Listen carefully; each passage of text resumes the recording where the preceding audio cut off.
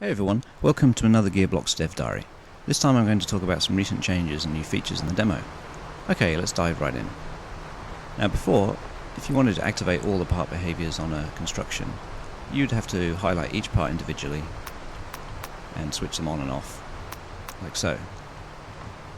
But now in the construction menu, which is activated by highlighting any part on the construction and pressing Shift and E, in addition to the old options which were to clone, save and delete a construction, there are now a couple of new options. One is to switch on all the part behaviors and another to switch them off. So that way everything's switched off right now. I can just highlight the construction, switch on all the behaviors, and now everything is active all in one go. And it just makes it a lot easier because you don't have to hunt through all the parts in the construction and highlight them individually. In the Builder Tool UI, there's now an additional tab, the World tab, and this shows all the constructions currently in the world. So you can select a construction and then there are a bunch of operations that you can perform on it. Some of these are very similar to the construction menu I just showed before, such as delete, save, clone, and activate and deactivate the part behaviors. The difference is all of these operations can be done remotely. So you can see this construction in the distance here. I've selected it on the menu and now I can freeze it and you can see it's frozen. I can turn behaviors on, you can see the lights have switched on and switched off. I can clone it, so I can make another additional copy. Let's just delete that one. I can also save it if I want to. I'm not going to do that right now. There are also a couple of other options as well.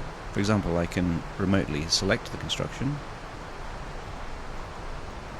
which just, no matter where I am relative to the construction, it teleports it to be near me and selected by me. The advantage of this UI is that no matter where construction is on the map, you can always get it back. So if it's rolled away down a hill or something, and you can't catch up to it, you can always remotely select it and teleport it back to be near you. The last thing to note is that the images showing the constructions have a little icon in the top left corner to indicate whether they're frozen or not. And another small addition to the UI is a help menu, which you can access by holding down F1. And this just gives a summary of all the controls in the game.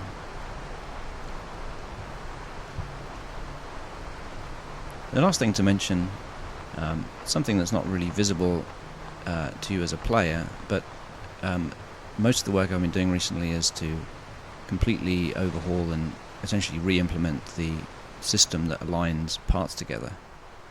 And this is primarily to make it more reliable, because sometimes, particularly at low frame rates, you would kind of get a case where, well, let's just show you what I mean. So when you're aligning a part like this and it's highlighted green to indicate a valid alignment, sometimes it would kind of flicker between green and red and wouldn't allow an attachment sometimes.